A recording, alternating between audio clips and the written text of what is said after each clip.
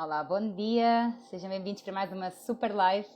Desta vez a minha convidada é a Paula Brandão e vamos falar sobre performance infantil, como podemos otimizar a educação das crianças, como é que elas podem crescer de uma maneira mais simples, mais saudável, mais criativa. E é um tema que eu amo, gosto muito, apesar de não ter filhos, tenho muitos sobrinhos e considero que as crianças são o futuro deste mundo, deste planeta, então devemos zelar cada vez mais por este tema, entender como é que podemos criar assim crianças mais fantásticas. E está ela, Paula entrou agora. Alô pessoal a todos. É uma aula, bom sim, vai ser uma aula, é uma live, mas está ótimo. Lives diurnas são muito boas também. É isso mesmo. Aqui a Ana Rita já disse uma verdade. Alô, Paula, bom dia. Bom dia. Acho que eu vou ter que tirar aqui as minhas lunettes, porque senão fico com duas argolas aqui no rosto e não quero. Está ótimo, Vamos está muito tentar. bem. Está muito Ok, bem. então, tudo bem? Bom Tudo dia. ótimo, É assim, bom dia, bom um dia. pouco nasalada, porque eu estou um pouco constipada, portanto não estranhem a voz nasalada. Tudo bem? Tudo ótimo, só para reforçar aqui que fizemos uma live, não foi, Paula? Já foi há mais de um ano, fui tua convidada, Já. falamos também um pouco assim, tudo isto, mas era mais enfocado na saúde oral. Bom, e Exatamente. agora quis muito que a Paula viesse aqui para a gente falar mais sobre o tema que ela é especialista. A Paula é professora há mais de 15 anos, se não estou em erro, e podes-te começar por apresentar a Paula. Gratidão. Ok, pronto, como tu disseste e muito bem, eu já leciono há mais de 15 anos, no primeiro ciclo, aqui em Portugal chama-se primeiro ciclo, julgo que aí na América é a primeira série, que chamam principalmente no Brasil, não é? A primeira série, nas idades, na faixa etária dos 6 aos 10, 8, 9, 10 anos, dependendo se eles entram com 6, com 5, há meninos que entram com 5, dependendo. Pronto, entretanto, com o meu percurso, eu fui fazendo algumas formações, algumas especializações, nomeadamente no coaching e de desenvolvimento pessoal e profissional e na programação neurolinguística, que foi a área que eu mais me apaixonei, porque vi que eu conseguia utilizar a programação neurolinguística junto das crianças e conseguíamos ter resultados assim fantásticos e em pouco tempo, utilizando algumas estratégias da PNL adaptadas à idade, como é lógico, mas conseguíamos obter muitos resultados. E claro, e depois entra ali um bocadinho agora mais recentemente a neurociência, Pois. que eu absorvo ao máximo tudo que eu consigo aprender e acabo por utilizar muito a neurociência juntamente com o método de excelência e neste caso o coaching de estudos para aumentar a performance e os resultados nos alunos e a PNL quando existem questões mais emocionais, mais Ok. terapêuticas para os ajudar no equilíbrio dessas situações mais particulares, digamos assim. E Então, venho basicamente. desenvolvendo o método de excelência já Ok. há coisa de 3, 4 anos. Está a fazer 4 anos.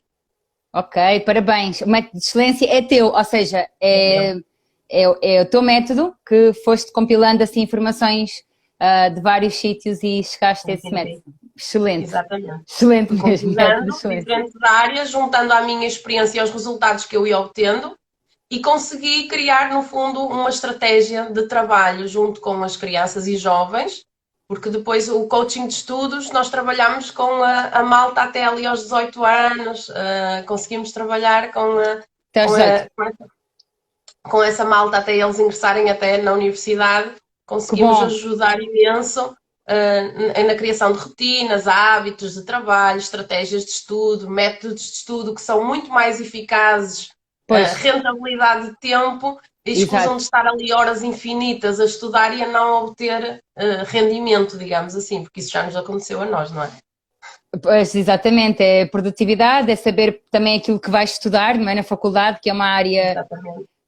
nos obrigam a escolher a Muito. profissão que vais seguir para o resto da tua vida e ainda nem sequer consegues comprar álcool, não é assim, não é uma idade mesmo, enfim, não é pela idade, mas sim pelas ferramentas que não nos dão para sabermos aquilo que realmente gostamos. Que bom que há, que há profissionais como tu, espero que hajam mais. Hoje em dia já encontramos mais professores, mais educadores com algum conhecimento nesta área, que trabalham de uma forma mais positiva, utilizando também as estratégias da psicologia positiva, da educação e da parentalidade também positiva. O mindfulness, que agora está muito em voga, e também é muito utilizado em contexto de sala de aula e acaba por trazer muitos benefícios para as crianças também. E já temos bastantes profissionais, bastantes colegas que já estão a criar, a aderir, digamos assim, a estas metodologias. Que bom. Pessoal, quem estiver aqui a assistir, por favor, envie esta live para algum amigo que seja pai, tio, avô, professor, porque realmente aquilo que a gente quer trazer aqui é novas possibilidades de aprendizagem que realmente funcionam, não é? Porque, epá, já chega desta frustração, não é? Deste ciclo repetitivo, este loop da frustração, tanto para as crianças e como para os pais. Bom, e agora, Paula, se quiseres já, assim, introduzir que tipo de distúrbios ou que tipo de doenças, ou seja, este grande boom que houve de crianças hiperativas com déficit de atenção, ou seja, que tipo de patologias é que tu conseguiste, sei lá, melhorar, resolver, superar com esta estratégia, com este método de excelência? Olha, isto é assim, há hoje em dia cada vez mais casos de diagnósticos de hiperatividade e déficit de atenção. Muitos mesmo. Imagino. Nós vemos muitos pediatras e pedopsiquiatras, se não estou em erro, que estão a validar diagnósticos de transtorno de déficit de atenção e hiperatividade sem antes trabalhar e melhorar questões relacionadas com a biologia do corpo humano. Ok? E nós estamos a ter crianças que estão a ser medicadas para tentar contornar esses comportamentos mais hiperativos. Eu estou a usar aqui umas aspasinhas porque já vão ver porquê. Quando há situações, não digo todas, mas há situações que se resolvem sem a utilização de química, ok? E o que é que já me aconteceu em sessões de acompanhamento? Em diálogo com os pais, porque o trabalho é sempre feito juntamente com os pais, obrigatoriamente, não é? Eu não vou para ali para um gabinete e estou com uma criança a fazer PNL, torto e a direito, não é assim que funciona. É tudo trabalhado com os pais, até porque o trabalho tem que ser feito em casa, não é só em contexto de sessões. E quando nós começamos a adaptar, primeiro vamos ver a alimentação que as crianças fazem. Começamos a alterar os hábitos alimentares, é a base. Nós podemos dar as voltas que nós dermos ao mundo todo. A base de todo o equilíbrio humano vai estar na alimentação. Seja na saúde física, seja no funcionamento neurológico, seja no equilíbrio emocional. Está tudo relacionado com a alimentação, equilíbrio do sistema digestivo, intestinos. Vai tudo dar ao mesmo local, não há hipótese. A partir do momento que nós trabalhamos isso com os pais e com as crianças, já notam logo melhorias quase que instantâneas. Ao fim de 15 dias, os pais já dizem, olha, já começou a dormir melhor. Depois temos crianças que têm exatamente isso, o sono completamente desregulado e desequilibrado. Vão para a cama à meia-noite, 1 da manhã, para as 7 da manhã estarem acordados para depois irem para a escola. Como é que uma criança de 6, 7, 8 anos vai estar em equilíbrio, vai estar concentrada e focada em qualquer atividade quando foi para a cama à meia-noite e às 7 da manhã está acordada? Não dormiu as horas que devia dormir e não foi dormir à hora que devia dormir. Porque nós somos regidos, como tu sabes, pelo ciclo circadiano. Quando nós equilibramos tudo isso, a maioria das medicações químicas são retiradas. Depois há aqui o trabalho colaborativo com os médicos, como é lógico. Não sou eu que vou dizer, olha, agora tiro-lhe o remédio. Não, não vamos fazer isso. Nós, em trabalho de equipa, porque isto acaba por ser um trabalho de equipa, vamos conversar com os médicos, os pais levam os meus relatórios para o pedopsiquiatra que acompanha a criança, levam tudo descrito, referindo o que é que está a ser feito, e então chegamos a um acordo de redução lenta do químico, porque não pode ser retirado assim de um dia para o outro. E o que é que nós já tivemos em retorno médico? Fantástico, nunca pensei que a alimentação tivesse este impacto no equilíbrio de uma criança com transtorno de déficit de atenção. Há casos que eu disse mesmo, ele não é hiperativo, ele só não come aquilo que deve comer, ele só não dorme as horas que deve dormir, ele só não tem as atividades físicas que deveria ter, que é outro aspecto muito importante.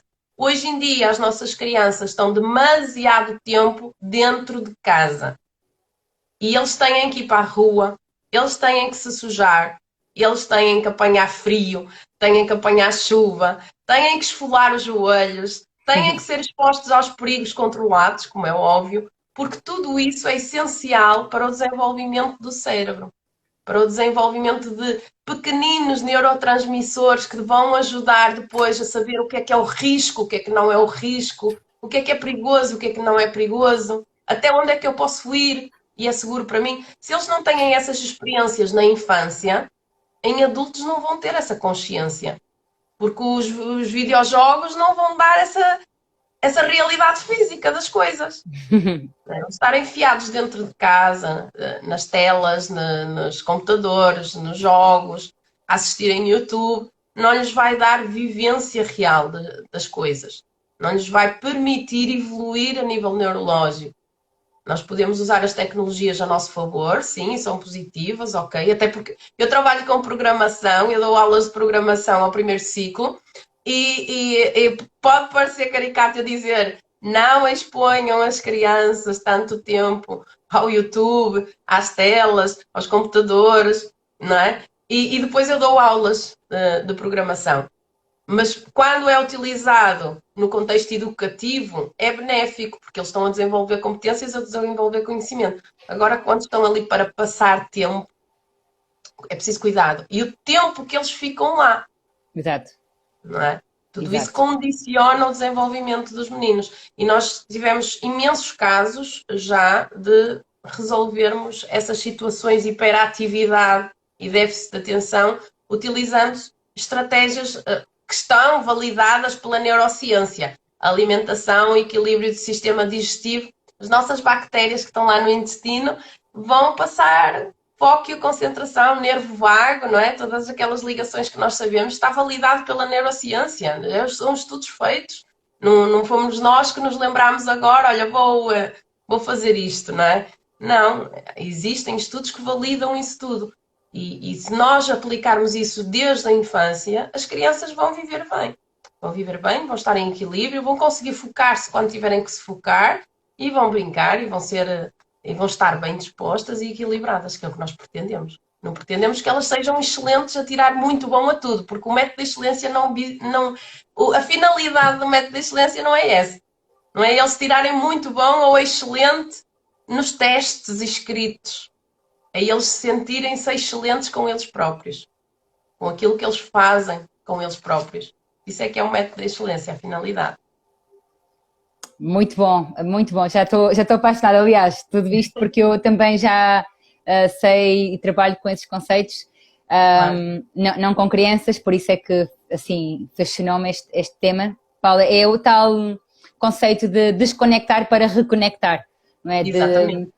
Porque estes tempos estamos mesmo sobrelotados de tanta informação digital, então precisamos mesmo de os despertar, porque as crianças são isso, não é?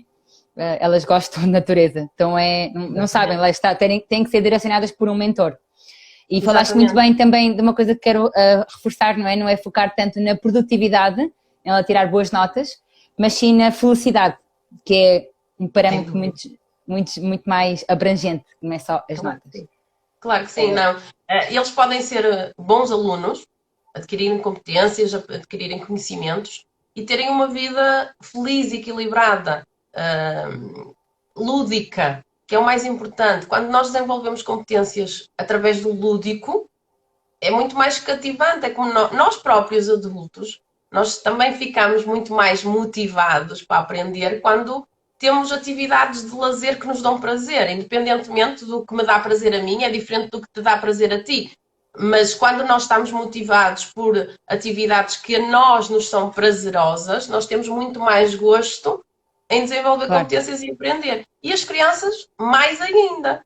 Tudo que seja no exterior, andar na rua, o escavar, o virem para casa com as unhas cheias de terra, não há, para mim, eu quando vejo o meu filho, tem 4 anos, chegar a casa todo sujo, com aquelas unhas encardidas, como nós costumamos dizer, para mim é a prova que ele teve um dia feliz. Que ele teve na escolinha que ele teve muito bem, percebes? Mas, já. Portanto, é essencial que nós consigamos permitir às nossas crianças aceder ao exterior, elas desenvolverem as competências delas, percebes?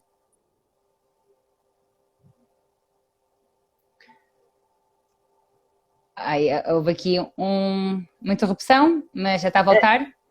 Desculpa, estava aqui com uma chamada em linha e estavam-me a ligar quando agora estava-me a cair aqui a chamada no telemóvel. Está certo. Desculpa lá. Como eu estava a dizer, agora perdi-me aqui no raciocínio. Não, estavas a falar que é tipo, é necessário mesmo a gente reforçar que a criança deve estar no exterior e... Exato. Ela própria descobrir a forma como vai aprender, percebes?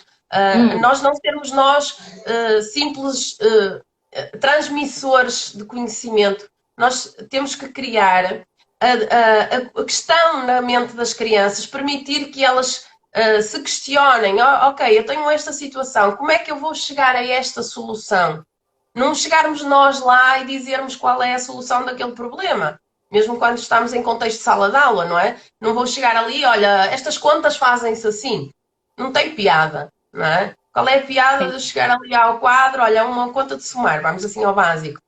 2 mais 2 são 4, mas qual é a piada disto, não é? Olha, faz assim, 2 mais 2 é igual a 4. Então vamos criar aqui brincadeiras, jogos, coisas lúdicas que levem a criança a descobrir que juntando 2 com 2 dá 4. Ou noutras situações mais complexas, digamos assim. É muito mais atrativo ser a criança a descobrir como se fazem as coisas do que chegar lá ao professor e dizer, olha, é assim, assim, assim. Qual é a piada, não é? A descoberta e eles sentirem aquele orgulho neles próprios, na capacidade de aprenderem sozinhos, para além de gerar autoconfiança, uma autoestima, não é? O orgulho. Se nós começarmos logo, no primeiro ciclo, a trabalhar assim, e mesmo em casa com os nossos filhos, nós já estamos a desenvolver competências emocionais, tudo relacionado com aquela área da autoestima, com a área das nossas próprias emoções, através de coisas simples, não é? E vamos desenvolver crianças e futuros adultos que acreditam neles próprios, que se sentem bem com eles próprios, que acham que são capazes de fazer qualquer desafio que lhes surja pela frente. E é isso que nós pretendemos, enquanto educadores, enquanto pais, enquanto tios, enquanto avós. Nós queremos que aqueles que nós gostamos, que são seres em desenvolvimento, se permitam evoluir com confiança neles próprios. Agora, quando nós castramos as crianças, temos ali problemas depois, no futuro. Exatamente, muito bem.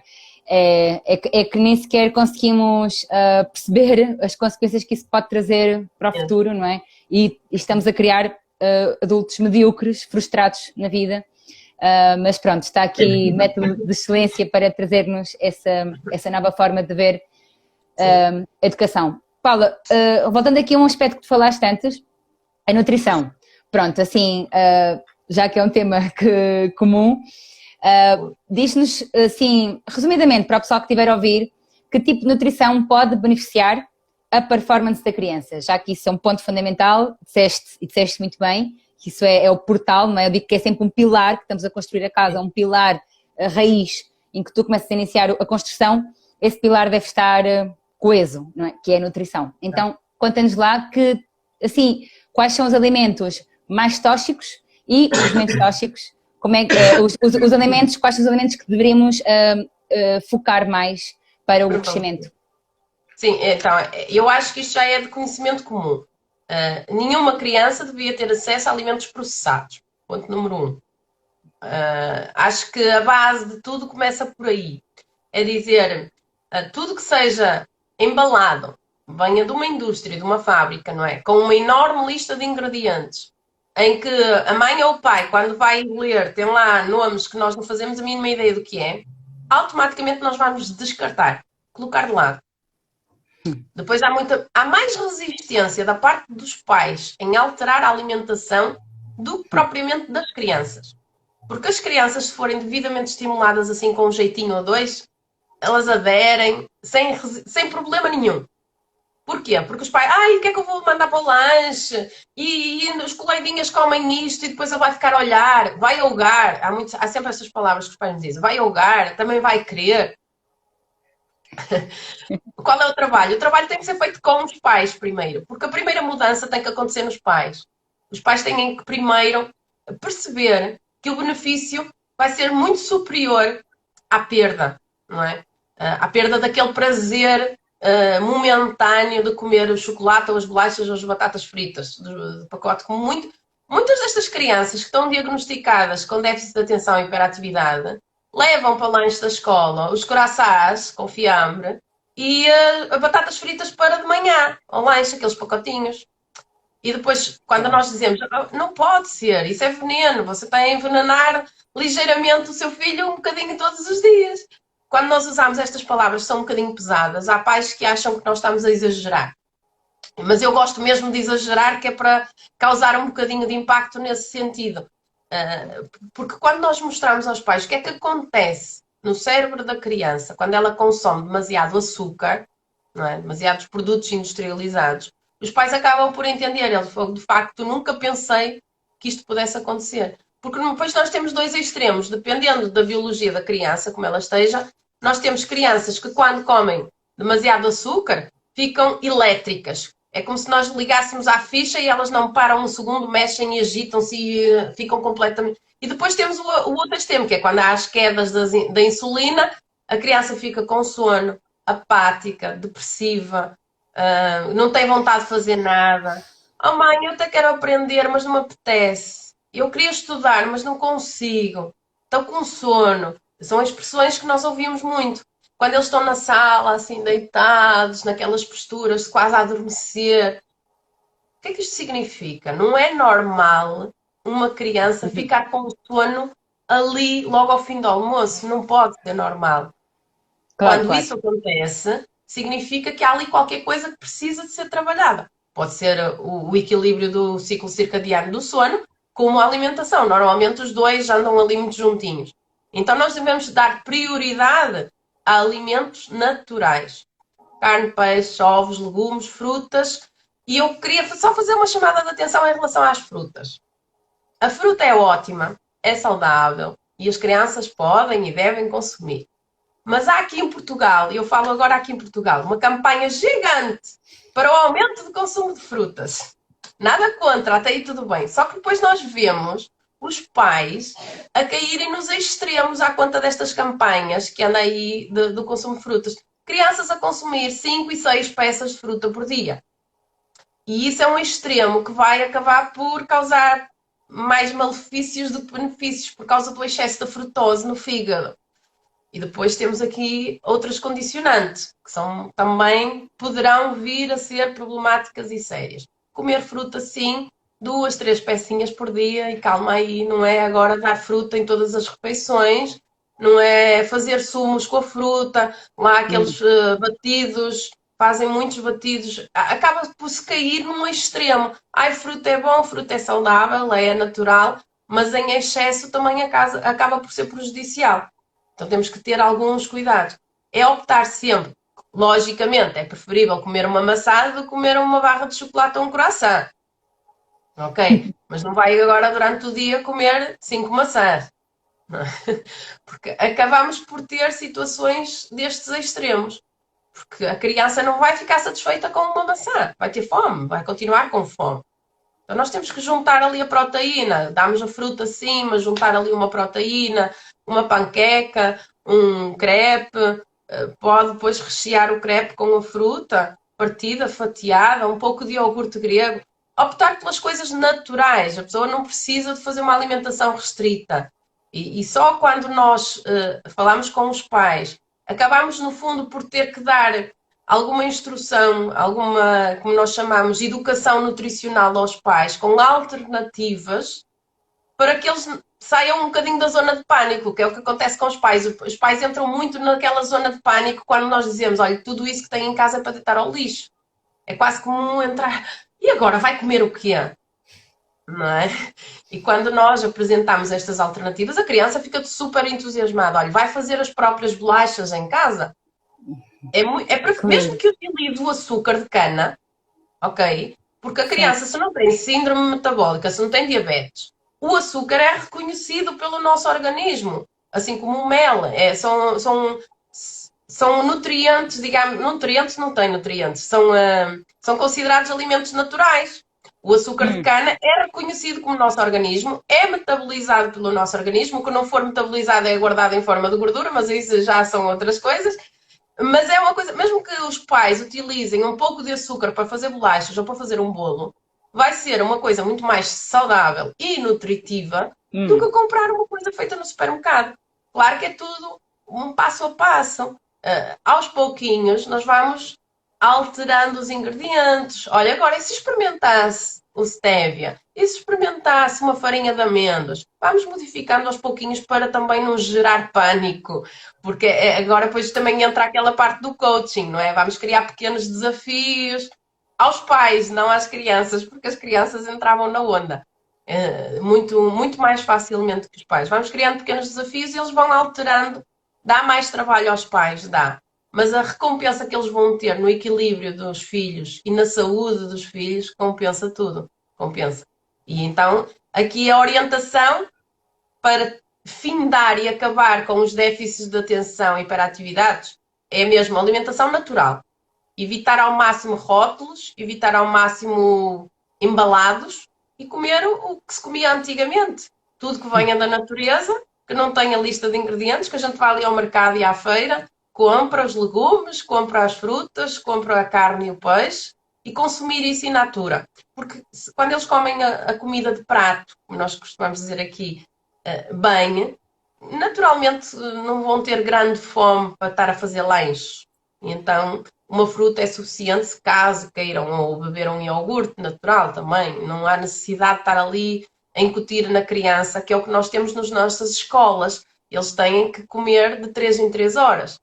Tanto que nós vemos os horários dos nossos filhos e eles têm intervalo ali, faz 2 horitas de aulas, um intervalo, mais 2 horitas de aulas, a hora do almoço, mais 1h30, 2 de aulas, outro intervalo, tudo para lanchar.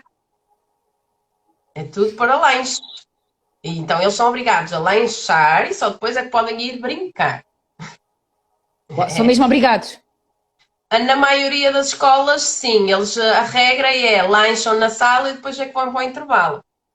Por exemplo, na minha sala, quando sou eu que estou a orientar a parte do intervalo, quem tem fome come, quem não tem fome guarda o lanche na lancheira e leva para casa.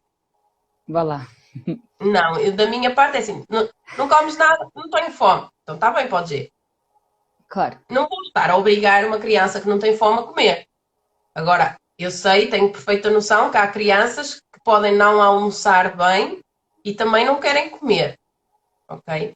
Mas aí já são outras denominâncias que têm que ser vistas com os pais e os pais é que têm que estar atentos e então depois trabalhar essas questões. Acima de tudo, nós optarmos por comida natural. Quando nós temos mesmo diagnóstico de déficit de atenção, hiperatividade, nós já equilibramos a alimentação da criança. A criança já equilibrou o sono, já dorme as horas necessárias, já está a ir para a caminha 9h30, já está a ir descansar à hora certa, mas mesmo assim continuamos a ver sintomas de déficit de atenção e hiperatividade.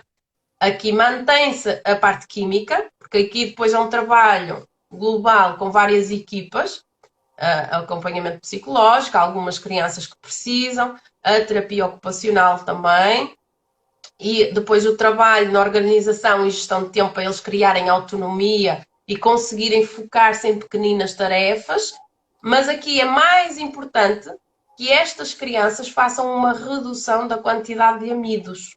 Boa. É como no caso do autismo. Nós, quando temos crianças com autismo, o ideal é nós fazermos uma alimentação baixa em amidos, uma low carb e, dependendo do grau e a severidade do autismo, uma cetogénica. Nós conseguimos reduzir muito a sintomatologia do autismo utilizando a estratégia alimentar da cetogénica. Aliás, é a alimentação orientada para crianças com autismo, crianças e pessoas com autismo. É fazer uma alimentação low carb cetogénica. Ok? Muito bem. Porque isso vai interferir nos neurotransmissores do cérebro, nos amidos.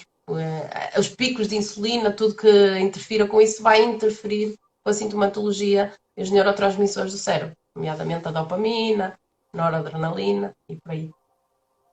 Exatamente, muito bem, Paula. Falaste num tópico muito importante e infelizmente cada vez mais comum, que é o autismo e outras Sim. doenças neurodegenerativas, bom, como o autismo, é o Parkinson, é o Alzheimer, que são doenças que podem ser revertidas com a cetogénica.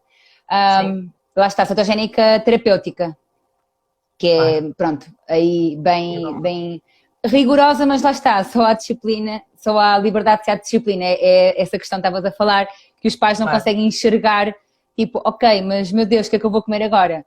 Mas lá está, aí vem esse desbloqueio que afinal as crianças são muito mais livres. Livres de quê? Livres de medicamentos, livres disso estavas a falar antes, né? Desse sono. Crises de ansiedade. Das birras. As birras, que não são birras, ok? Pois. 90, não, exatamente, que não são birras, muito bem. Que é simplesmente um cérebro inflamado, certo? É simplesmente um organismo... Ou alguma emoção que a criança não consegue descrever o que está a sentir e reage daquela forma, como eu reajo de outra forma. Nós adultos também fazemos birra, não é? Não, claro. Boa. Não é? Quando nós temos questões emocionais que nós não sabemos explicar o que estamos a sentir, e principalmente as crianças, não é? Umas podem chorar, outras podem bater, outras podem agredir, outras podem gritar, não é? Mas é a forma dela reagir àquela emoção que ela não sabe explicar e é a forma que o corpo dela e o cérebro dela encontrou para libertar aquela energia que acumulou ali. Então nós, na generalidade, chamamos birra, mas não é uma birra, é um comportamento que descreve uma emoção, ok? Agora, quando nós temos as questões déficit de atenção e hiperatividade, pode ser o cérebro inflamado, como também podemos juntar aqui a questão das emoções, porque eles estão em desenvolvimento, não é? São crianças, ainda não sabem explicar as emoções. E não conseguem chegar à beira da mãe e dizer, oh mãe, eu estou-me a sentir frustrada, não é? A frustração é um conceito assim mais abstrato. Uma criança com 6 anos, às vezes pode ainda não ter muito bem presente nela o que é esse conceito da frustração, de não ter conseguido executar alguma tarefa e apetecer-lhe chorar, não é? Então, nós temos que trabalhar essa questão emocional e não tem nada a ver com a alimentação. Não tem a ver com a alimentação e também não é uma birra, não podemos dizer. Nós, na generalidade, nós taxamos tudo como birras, mas não são birras. É uma emoção que a criança não sabe explicar e está a reagir daquela forma. Então, a questão principal que o pai deve fazer e a mãe, não é? O professor, o educador, o que é que esta criança me quer transmitir que ela não está a conseguir fazê-lo por palavras, por exemplo. Ok? Muito boa pergunta, boa dica, pessoal. Apontem essa dica. O que é que esta criança me está a querer transmitir? E sobretudo, Paula, não é? Diz-me se eu estou errada, certa? Tipo, sobretudo quando já essa mudança de alimentação para uma alimentação anti-inflamatória, não é? Com comidas natura, tudo sem rótulos, contudo, aí é que conseguimos ver, fogo, o miúdo já está a comer bem, já está a dormir bem, se ele ainda está de comportamentos, birras, entre aspas, que não são birras, e tens razão, ainda bem que falamos nesse tópico, porque é algo que eu vejo muito em amigas mães, não é? Está com a birra, birra é desculpa para tudo, e acaba-se por descredibilizar, não é? Tipo, pensam que é uma crise. Mas não, na verdade ela está a tentar transmitir algo e que, na verdade, muitos adultos não conseguem transmitir os sentimentos, imaginem crianças, né? Se adultos já acontece o que acontece e vemos conflitos por mal-entendidos e emoções que não conseguem ser verbalizadas, imaginem numa criança. Portanto, muito bem, gratidão por teres esclarecido este ponto, é muito importante isto. Não, e é uma questão muito importante, porque nós temos que perceber que as nossas crianças, e nós próprios adultos, às vezes temos dificuldade em expressar aquilo que estamos a sentir. E às vezes Exato. reagimos de forma agressiva para a pessoa que está ao nosso lado e a pessoa até nem nos fez nada. Porque nos aconteceu alguma coisa no trabalho ou que não correu bem e respondemos torto. Porquê? Porque não conseguimos lidar, não desenvolvemos o que nós chamamos de inteligência emocional, não é? Para gerir as nossas emoções e nos permitirmos aceder às nossas emoções, à parte física das nossas emoções, e temos comportamentos que não são congruentes, digamos assim, com o momento que estamos a viver, ok?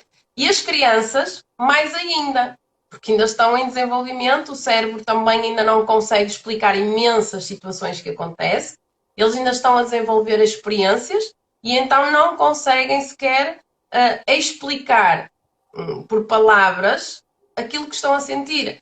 Às vezes pode ser sono, pode ser fome, e muitas vezes a criança também não sabe que está com fome ou que está com sono.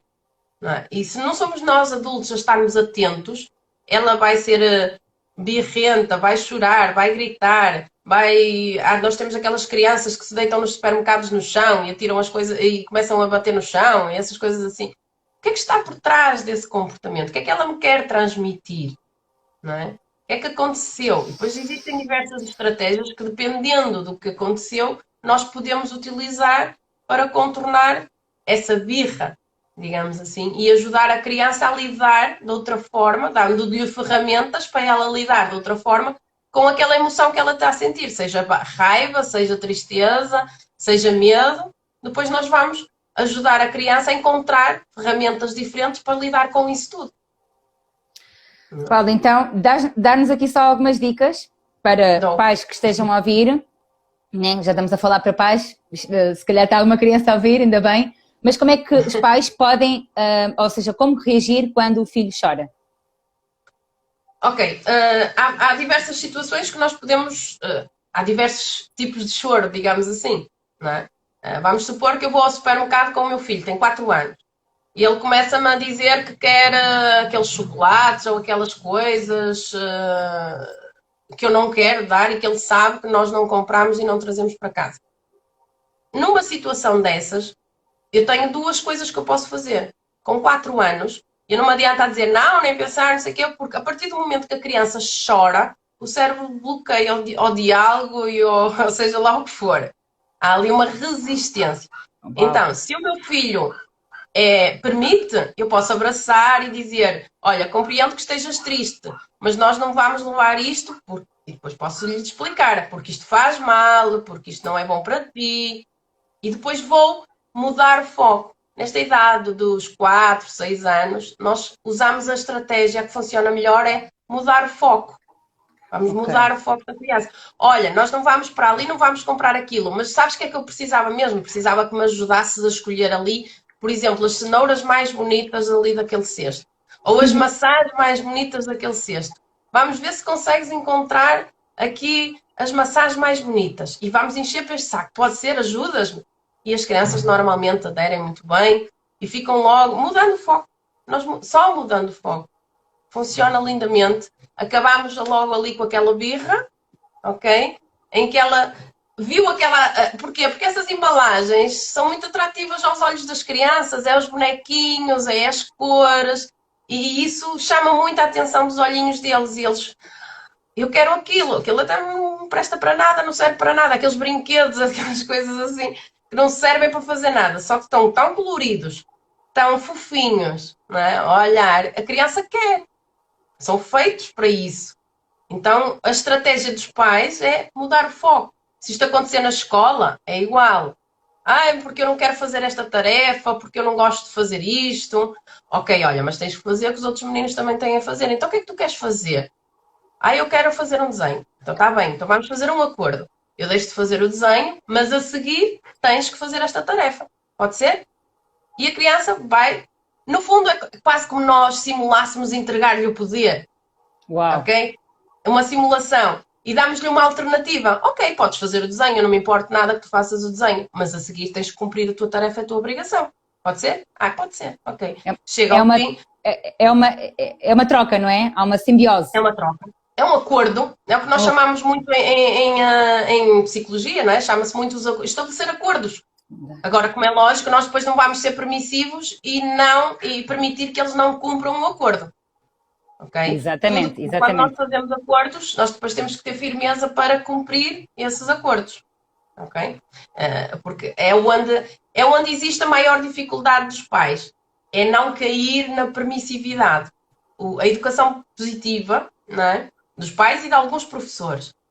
Porque a educação positiva preza muito por nós respeitarmos a vontade dos nossos filhos e das crianças, mas não podemos cair na permissividade. O respeitar as vontades deles também não é deixar com que eles façam só aquilo que eles querem. Ok? Então é estabelecer acordos. Tu podes fazer isso, tudo bem, mas tens que fazer isto também. Agora, se fazes de manhã ou se fazes à noite, isso é contigo, tu decides. Okay? Mesmo em casa, por exemplo, a minha filha mais velha, ela tem tarefas que são dela. O pôr a mesa, levantar a mesa, ou arrumar o quarto dela, ou colocar a roupa no sítio, são tarefas que são dela e ela sabe que tem que as fazer. Agora, por exemplo, pôr a roupa no sítio, a mãe passou o ferro, pus a roupa em cima da cama dela de manhã e digo: olha, filha, tens ali roupa para pôr no sítio. Está bem, mãe. Agora, se ela vai logo, naquela hora de manhã, pôr no sítio, ou só vai pô-la no sítio à tarde ou à noite, não me interessa. Ela é que gera o horário dela. Desde que a coloque no sítio direitinho, para mim é tranquilo. É ok. E os pais devem estabelecer esses acordos com os filhos. Olha, filha, tens de fazer todos os dias a tua cama. Não vais para a escola sem a cama ficar feita. Agora, se ela faz logo, mal se levanta, ou se faz ao fim do pequeno almoço e ao fim de lavar os dentes, isso é com ela. É uma gestão que é dela, é ela que decide. Porquê? Porque nós vamos permitir que eles criem autonomia, que eles desenvolvam a sua autorresponsabilização pelo cumprimento das coisas, das tarefas. Também se vão autorregular, saber gerir o horário deles, ou preparar a mochila. São tarefas tão simples que geram responsabilidade, autonomia, autoestima. Não é? O prepararem a própria lancheira, serem responsáveis por isso. Verem quais. Porque há muitos pais. Eu vejo meninos na escola. Professora, esqueci-me da pen drive, porque os meus alunos gravam os trabalhos na pen drive, porque a minha mãe não me pôs na mochila. Meu amor, não é a tua mãe que tem que pôr na mochila, és tu. Tu já tens 9 anos, estás no quarto ano, tens que fazer a tua mochila sozinho. E ficam assim, como quem diz: será? Porquê? A minha mãe é que me faz a mochila, a minha mãe é que faz a lancheira, a minha mãe é que põe a roupa à noite para eu vestir de manhã. Não pode ser. Com 9 anos, os pais já não têm que dar essa autonomia. Ajudar os filhos, sim, a aprender a escolher, não é? Para não irem ali com uma peça amarela e cor-de-rosa, digamos assim, mas permitir que eles tenham essa liberdade de escolha e essa autonomia. E se eles quiserem ir de amarelo e cor-de-rosa, por mim tudo bem. A minha também já foi assim, um bocadinho tipo arco-íris. Ela gostava, filha, gostas, tudo bem, vai lá. E eu, se fosse eu, não vou proibir. Se fosse eu, optava por esta. O que é que tu achas? Dar a opção. Olha, eu acho que esta fica melhor juntamente com esta. O que é que tu achas? Não achas que ficaria melhor, mais bonito?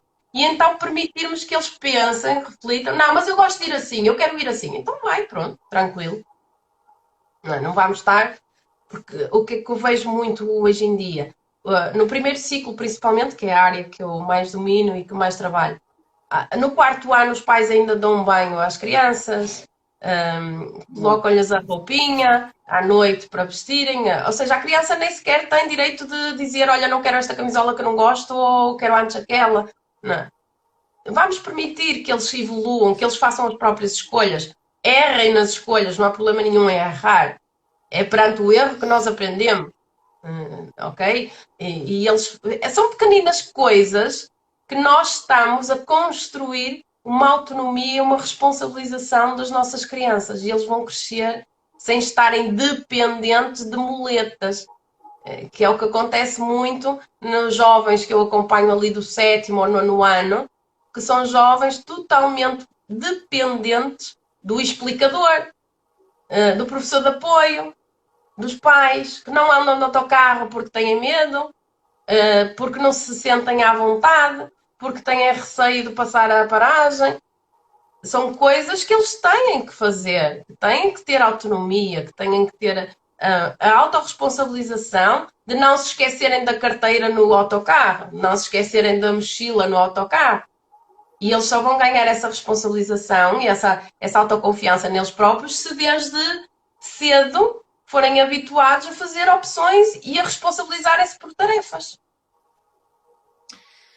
E Paula, é tudo, não é? O que mais um pai quer e uma mãe é que a criança também chegue a isso. No fim de contas, é quando tipo, o dever está cumprido. Ok, o meu filho sabe desenrascar-se sozinho no mundo, não é? Então, mas lá está, mas é a própria mãe também que está a fazer tudo para o filho, não é? Então isso também é como tu dizes, como tu disseste no início, é tudo um trabalho de equipa, não é? Tens que falar com o pai, se há caso de mudar medicação, tem que se falar com o médico, então a criança sozinha não é impossível. Não, É bom. A criança não é que toma decisões, percebes? Claro, exato. Quem toma as decisões são os adultos. Não há hipótese. Mesmo que a criança diga, não quero ir dormir, quem tem a palavra final é o pai e a mãe. Exatamente. Agora, o que é que nós vamos fazer? Se a criança está habituada, imagina que tem 7 anos, está habituada há 2 ou 3 anos a ir dormir à meia-noite, mas tem que ir para a cama às 9h30. Ok? Nós temos aqui uma margem de 3 horas que a criança vai mais cedo para a cama. Se nós não formos devagarinho e ir avisando a criança, olha, daqui a meia hora vais para a cama, daqui a 15 minutos era hora de ir dormir. Porquê? Porque isso vai gerar conforto mental. A criança não vai ser apanhada de surpresa. Ok? E isso é que gera tal frustração e aquela resistência em aceitar. Então, se nós formos aos pouquinhos, dando indicação à criança, olha, hoje vamos um bocadinho mais cedo para a cama, está bem? Porque tem que ser aos pouquinhos, ouviste o que a professora disse, vamos mudando e tal, e eles costumam aceitar. E depois vamos avisando a criança, olha, daqui a meia horinha temos que ir, está bem? Depois, daqui a 15 minutinhos, está na hora, está bem? E aí, nesses momentos de relaxamento, evitar as televisões, evitar os telemóveis, evitar o máximo de luzes artificiais, digamos assim, e tentar fazer atividades de relaxamento com a criança. O ler uma historinha, juntamente com eles, o estarem ali, por exemplo, olhar para bonequinhos, aqueles livrinhos só de imagens, se forem crianças mais pequeninas, a perguntar o som dos animais, já vai permitir que elas relaxem, que elas baixem os estímulos, vamos reduzir estímulos, vão relaxar e depois é só ir para a cama. Nunca adormecer a criança no colo ou no sofá. A criança deve ir acordada para a cama, mesmo aos 6, 7, 9 anos, deve ir acordado, ensonado e acordado para a cama e acabar de adormecer na cama. Vai gerar também a tal autonomia. Ok? Pronto, está na hora, vamos para a cama. A mãe vai contigo. Levá-los à cama, tal, boa noite, tchau, até amanhã. E sair de cena. Ok? A estratégia é sair de cena, porque há muitos pais que depois deitam-se a dormir com eles, ficam ali, pois a criança cria aquela dependência, não consegue adormecer sozinha, não é? Não é questão de, eu quero dar miminho. Está bem, pode dar miminho, mas ficar ali a habituá-la a adormecer continuamente ela depois não vai conseguir adormecer sozinha. E depois acabamos por ter outras condicionantes mais tarde, eventualmente. Pode até nem dar em nada, mas no geral acaba por dar. Paula, vi um conteúdo teu, estamos a 10 minutos, assim, quase a finalizar, passou bem rápido, né? Estou a adorar. Pessoal, incrível, mesmo, muito bom. Fogo, a Paula é assim, vais direto ao assunto. Não, e claro, isto aqui é um tema lá está, muito importante e que eu não vejo tanta gente assim a falar hoje em dia sobre isto, esse é o objetivo, é trazer aqui, abrir o tema. Paula, vi um post teu, a Paula também tem lá conteúdo muito bom, explicando mais coisas, mais dicas, então que era várias maneiras de perguntar como é que correu a escola. Achei muito simples, né? Mas isto aqui também é um mundo, né? Da abordagem à criança. Exatamente. Porque normalmente o que nós fazemos, olha, correu bem a escola. E a criança, mas correu. E como é que correu a escola? Correu bem. Então nós ficamos a saber o mesmo. A criança acaba por não desenvolver aquilo que nós queremos saber. Se nós usarmos as tais que nós chamamos em coaching, não é? As perguntas poderosas, mas orientadas para a infância, olha, houve algum amigo teu que esteve a chorar hoje? Na hora do almoço, sentaste à beira de quem? E ele comeu tudo? Houve algum menino que chorou na hora do almoço? Nós fazemos assim, transformarmos as questões para coisas mais específicas, as crianças vão começar a desenvolver conteúdo. Com quem brincaste no recreio? Que brincadeiras fizeste hoje? A criança vai começar logo a desenvolver. Joguei à apanhada, e andei no parque, e fiz isto, e fiz aquilo. Vamos conseguir retirar muito mais conteúdo do como foi o dia da criança do que simplesmente aquele bem. E nos jovens acontece o mesmo. Se bem que a adolescência já é uma faixa etária em que eles se fecham um bocadinho na sua bolha, não é? Mas acabamos também por conseguir, se eles forem levados desde esta Exato. da primeira infância, Construindo. habituados a falar, já autonomamente chegam ao carro quando se os pais os forem buscar ou chegam a casa na hora do jantar, já estão a falar que o professor fez isto, ou o professor falou daquela forma, ou que se chateou com este, e acabam por contar ali à mesa no jantar as peripécias do dia. E nós também devemos, como pais, aproveitar essas horas do almoço, se estivermos com os filhos, e horas de jantar, para puxar, para permitirmos que os nossos filhos partilhem o dia a dia. E no geral, o que se tem visto em conversas, em sessões, é que na hora de jantar estão caladinhos a ouvir o telejornal. E isso é mau. É mau porque não se permite às crianças partilhar. Normalmente é aquele momento que estamos a família toda. Não é? É o momento do jantar. Estamos todos mais relaxados, o dia já passou, já estamos descontraídos. Então vamos saber como é que correu o dia de cada um, o dia do pai, o dia da mãe, e do filho, e da outra criança. E todos têm voz, todos permitimos ver o que é que aconteceu. Quando as crianças veem o pai e a mãe a conversar do dia, elas automaticamente também se sentem impelidas a contar o que é que fizeram e o que é que aconteceu no dia delas. E é uma forma de nós conseguirmos puxar e saber coisas que aconteceram no dia a dia das nossas crianças, porque infelizmente acontecem coisas que, se nós não fizermos isso, eles também não nos contam e ficam ali com problemas guardados dentro deles. E se nós soubermos, nós conseguimos ajudar. Se não soubermos, também não conseguimos. Então essas formas de perguntar são excelentes para nós conseguirmos saber a informação. É poderoso mesmo, gente. Isto é tudo autoconhecimento, não é, Paula? É tipo, sempre atender, porque a gente, quanto mais ouve o outro, mais entendemos sobre nós, sobretudo a nossa família, não é? Que é o elo mais direto, próximo, não é? A nossa tribo mais próxima. Fantástico, dicas espetaculares. Reforço, desliguem a televisão, nem que seja tipo 15 minutos, não é, Paula? Pá, um mínimo, assim. Sim, só para contar um bocadinho. Porque esse convívio no final do dia é aquele principal momento que nós temos para criarmos também conexão com os nossos filhos, não é? É aquele momento em que já não há o stress de sair de casa para ir para a escola e para o trabalho. Estamos parados, estamos calmos, relaxados. Eventualmente, se chegaram mais cedo, se calhar até já têm os banhos tomados, já estão muito mais relaxados, é só jantar, arrumar a cozinha e relaxarem em família. Então vamos aproveitar esse momento para conhecer melhor os nossos filhos, para interagir um bocadinho com eles, fazer uma atividade, um jogo de tabuleiro, são excelentes para criar ligação familiar. Ao fim do jantar, ter ali um joguinho de tabuleiro, um Scrabble, um dominó, um jogo de tabuleiro, vai permitir criar ali também ligação familiar. Conexão é muito importante. E as crianças vão se sentir com confiança para falar se tiverem algum problema. Se essa conexão, se o pai ou a mãe não estão habituados a ouvir a criança, a escutar a criança, quando a criança tiver um problema, de forma inconsciente, porque ela nem sequer vai ter noção disso, de forma inconsciente ela vai simplesmente, nem me adianta falar com os meus pais que eles nem me vão querer ouvir.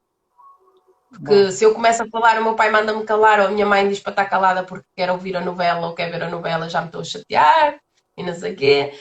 Então, acabam por nem sequer falar com os pais. E depois temos crianças com diversos problemas emocionais porque simplesmente não conseguiram desabafar, não conseguiram expressar o que tinha acontecido ou alguma emoção que viveram e não sabem explicar e ninguém os conseguiu ajudar. Depois temos problemas na adolescência que às vezes são mais difíceis de resolver, não é? Boa, Paula, excelente. Dica fundamental. Isso aqui é mesmo algo que eu também estou sempre a tentar trazer, não é? Tipo, essa conexão humana, já que tudo isto está a tender para a desconexão. Houve aqui uma pergunta muito prática, foi daquilo que falaste justo antes deste tópico, que é crianças até aos 7 anos. Também deve ser feito, está aqui, mas ao adormecer só deve ser a partir dos 7. Qual deve ser, como é que deve ser desde bebê? Olha, vai depender muito das crianças. Nós também não vamos ser extremistas, não é? Eu não gosto de extremismo em área nenhuma, em lado nenhum. Vai depender muito das crianças. A minha Mariana, eu vou dar o exemplo dos meus, que são filhos do mesmo pai e da mesma mãe, mas são completamente diferentes. Então, a minha Mariana, ela tinha imensa dificuldade para adormecer. Nós acabámos por algumas condicionantes de saúde dela, não é? Então, também erramos, nós pais também erramos, e eu como mãe também errei. E adormecia no colo. Depois, para ali na volta dos seus 3 anos, passou a dormir sozinha. Passou a dormir sozinha. Mas o que é que acontecia? Eu tinha que estar perto dela, ok? Porque ela acabou por criar uma certa dependência. E aos pouquinhos nós não podemos cortar. Quando a criança está ali muito habituada a dormir aconchegadinha, a dormir no miminho, digamos assim, não vamos cortar ali o cordão umbilical no imediato, porque é um choque e vai gerar a tal zona de pânico, ok? Também na criança e nós não queremos isso. Então vamos aos pouquinhos, olha, e vamos informando a criança, quando ela já tem algum entendimento, 3, 4 anos, já é capaz de entender. Olha, a mãe fica um bocadinho contigo, mas depois eu saio. É para eles perceberem que se acordarem ali a meio do soninho, que não há problema, a mãe saiu. Porque há crianças que depois entram em pânico quando veem que estão sozinhas. Então, se nós informarmos ali nos 3, 4 anos, olha, a mãe fica um bocadinho contigo até tu adormeceres, mas depois eu vou para a minha cama. Ok? E aos pouquinhos vamos desligando. Olha, a mãe fica 10 minutinhos contigo, mas depois eu vou. E cumprir. A criança vai se habituando aos pouquinhos a mãe sair de cena. A mãe ou o pai, quem adormecer com a criança. Sair de cena. O ideal é que a partir dali entrar nos 5, 6 anos, ela já esteja totalmente autónoma a adormecer. Já o meu Tiago sempre adormeceu sozinho. Aliás, ele não conseguia adormecer com alguém ao lado dele. Isso vai depender depois muito das crianças. Nós não podemos dizer que tem que ser assim. Eu acho que também depois vai depender da criança e dos pais. Nós vamos ajustar. O meu Tiago, eu estava com ele no colo, eu via que ele estava com sono, eu punha-o na caminha dele e ele adormecia ali sozinho, tranquilo. Se eu ficasse com ele no colo, ele ficava aborrecido, chato, não queria, choramingava, pousava lá na caminha, adormecia que era um anjinho. Mas desde sempre, ele nunca gostou de dormir acompanhado, ele sempre quis dormir sozinho, nunca gostou. Já mais velha, já tinha essa tendência a adormecer mais aconchegadinha. Cada criança é muito individual. E Mas acho que então, aí parte dos pais mesmo. Paulo, então, e até que idade é que se deve dormir acompanhado? Também é individual, não há uma fórmula ou tu achas que sim, há uma idade que ela deve mesmo dormir sozinha, por É autonomia? assim, não há nenhuma ciência que diga o que é certo e o que é errado, ok? E eu não posso dizer, é mais certo dormirem sozinhos sempre, não posso. Porque Claro, isso vai depender muito. Se a da pessoa. criança se a criança é capaz de dormir sozinha, mas gosta de dormir acompanhada, não vejo problema nenhum, ok? Porquê? Porque depois temos aqui uma condicionante. Há crianças que de facto não são capazes de dormir sozinhas e aí já temos uma questão emocional. Alguma crença limitante. Mas porquê que não és capaz de dormir sozinha? Muito Qual é o bem, medo? Qual é a crença limitante que está aí por trás? O que é que aconteceu que te muito bem. impede de dormir sozinha? Porquê? A criança depois vai para um passeio na escola ou a um acampamento. Para dormir sozinha, como é que vai ser? Não é? Vai ter ali muitas limitações. Então eu vou perceber. Ela, se tiver que dormir sozinha, dorme sozinha? Tranquilo, tudo bem, fantástico, mas prefere dormir acompanhada com o irmão ou com a irmã? Tranquilo da vida, não há problema nenhum. Ok. Agora, eu quero que tu durmas sozinha hoje porque a mãe vai para a cama dela e vai dormir na cama dela e hoje fica sozinha. E chora e grita e não consegue. A mãe adormece com ela e sai do quarto, vai para o quarto dela, a criança dá por ela que está sozinha, que entra em pânico. Então aí alguma coisa está errada. Há alguma crença aí que nós temos que trabalhar. Há alguma questão emocional, uma coisa que está a limitar o equilíbrio da criança. Então aí vai-se trabalhar essa questão emocional. Agora, não há uma coisa certa, não há uma idade a dizer, a partir de agora dormes sozinho. Não se pode dizer isso. Não há uma coisa. Desde que haja um equilíbrio, tranquilo, é bem. Se a família para eles é ok, tranquilo, Claro. não há problema nenhum. Se aqui está tudo bem, tranquilo, não há problema nenhum. Agora, se existem limitações, se existe pânico, existe medos, aí vamos trabalhar. Perfeito. Gratidão pela aprendizagem. Bom, Paula, eu gostaria de falar muito mais daqui a um tema que só se calhar parece que estamos só a iniciar. Chegamos a uma hora, de facto é que já passou uma hora, é incrível. Paula, tens mais, e também vais dar aulas agora. Tens mais 5 minutos? Tenho, tranquilo. Ok, só mais uma pergunta da minha parte, porque é uma coisa, lá está, que a gente falou disto quando eu te convidei para a live, que é o facto de eu comentei nos meus stories que fui gaga durante muitos anos e desbloqueei há muito pouco tempo, e gaguejava muito mesmo, agora só às vezes, de vez em quando. Pronto, e tu disseste-me que tiveste 2 ou 3 depoimentos de crianças que conseguiste ajudar em superar a gaguez. Então, um caso de gaguez. Foi um caso, pronto. Assim, é um caso de gaguez, depois houve situações de roer as unhas. Pronto, exato, que está, se calhar é o mesmo... Fala-me só um pouquinho. São aqueles vícios, sim, nós através da PNL, a PNL trabalha no fundo usando o recurso do nosso subconsciente, ok? E quando a pessoa tem um desejo muito grande, tenho aqui uma mosca, quando a pessoa tem um desejo muito grande de evoluir, de mudar comportamentos, mudar hábitos, nós conseguimos resgatar todas as suas habilidades, porque todos nós temos as habilidades que precisamos para o nosso desempenho excelente, digamos assim. Só que muitas dessas habilidades estão adormecidas, entre aspas, no nosso subconsciente. Então, através da PNL, nós fazemos algumas induções, no fundo é o que nós chamamos uma pequena transe ericksoniana, ok? E trabalhamos todas essas limitações, criando alternativas ou comportamentos alternativos àqueles que nos são prejudiciais, por exemplo, no caso de roer as unhas, não é? Então nós vamos trabalhar, fazer a indução mental, criando recursos alternativos que já existem, ok? Que já existem na mente da criança ou do adulto e vamos então trazer para a parte consciente e passar a utilizar esses recursos como ferramentas para nos ajudar a evoluir. Nos casos da gaguez acontece a mesma coisa. Nós vamos trabalhar utilizando novas ferramentas e novas aprendizagens e reduzindo, neste caso, o mecanismo da gaguez, quando é mais emocional, quando é uma gaguez mais emocional e não patológica, fisiológica, ok? Dá para trabalhar e resolver acedendo a recursos e dando outras alternativas à pessoa. Através da programação neurolinguística. Porquê? A PNL utiliza as nossas representações, através dos nossos sentidos. E nós trabalhando as nossas modalidades e submodalidades conseguimos alterar comportamentos. Fantástico, maravilhoso.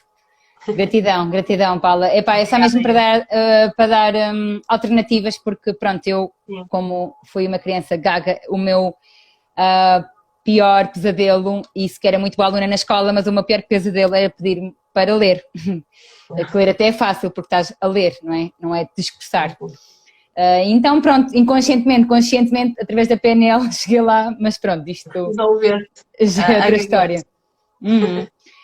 E Paulo, agora é só assim, finalizando mesmo, partilha aqui com eventuais pais que estejam a assistir sobre dicas úteis, aquilo que tu... Não é uma dica, é uma dica final, não é assim, uma frase que te motiva, que te inspira e que queiras transmitir.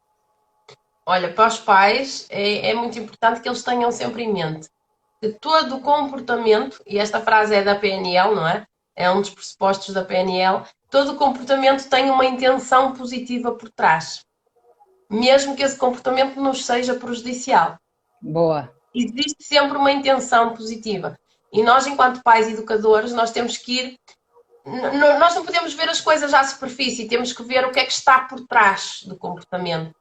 Qual é a intenção que a criança pretende ir buscar, a intenção positiva ao ter determinado comportamento?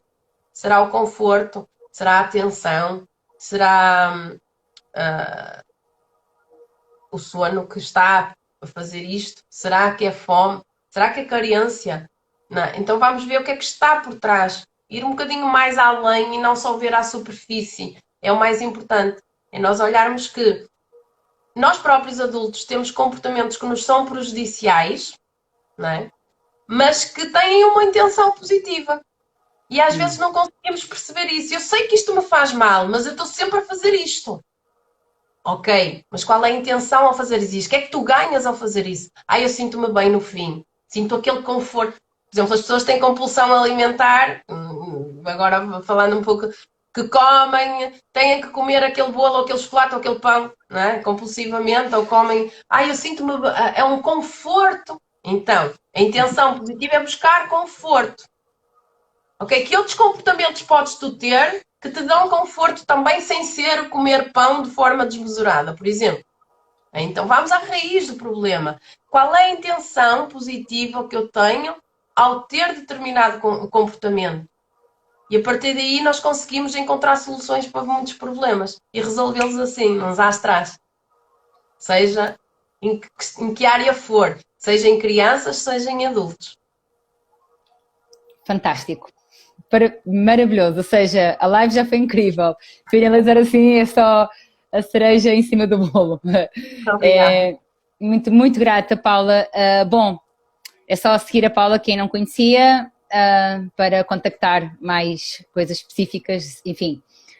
Porque a Paula também dás acompanhamento online, certo? Sim, nós fazemos o coaching parental, coaching educativo online, a nível internacional, portanto não há limitação. É só contactar por mensagem privada, os meus contactos estão na página do Instagram. É só contactar e nós fazemos acompanhamentos e sessões individuais. Muito bom. Bom, Paula, então é assim, houve aqui o pessoal a perguntar se vai ficar gravada. Vamos terminar agora e espero que sim, isto é sempre a orar. Nunca se sabe com o Instagram, mas eu tenho conseguido gravar todas as lives e subo para o YouTube, que é uma plataforma que há pessoas que não têm Instagram e aqui o objetivo é fazer chegar este conhecimento a maior número de pessoas possível, porque já chega de tanto sofrimento, não é? Que talvez tu, eu de certeza já passei por muitas coisas e o objetivo é que as pessoas não passem, ou seja, que aprendam com os outros para não repetir os mesmos erros. Exatamente. É isso. Então, isso aí, Paula. Boas aulas, bom dia, fantástico. Obrigada. Pessoal, gratidão a todos que estiveram aqui a participar. Vocês são umas queridas e uns queridos. Gratidão. E Paula, a ti, gratidão infinita. Sara, obrigada pelo convite, gostei imenso. Obrigada. Obrigada. Então vá, até já. Tchau, até a próxima. Beijinhos.